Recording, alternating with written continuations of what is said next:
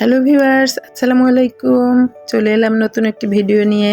আজ আমি ডাবের পুডিং তৈরি করব। এই গরমে খুবই মজাদার।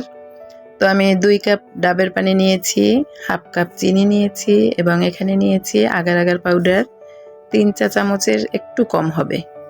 তো এটা ঠান্ডা অবস্থায় প্রথমে গুলিয়ে নেব। তো গোলানো হয়ে গেলে আমি চুলায় দিয়ে দিচ্ছি।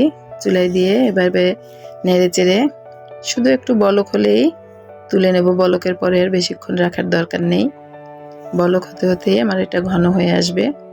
তো এই যে ঘন হয়ে গেছে, এবারে তুলে নিচ্ছি।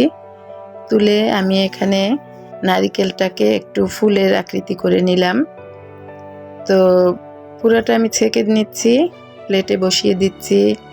তো এই যে হয়ে গেল, আমি দুপুরে তৈরি করেছি, সন্ধ্যায় বাচ্চারা খেয়েছে। খুবই মজাদার। ভালো লাগলে লাইক, শেয়ার অ্যান্ড কমেন্ট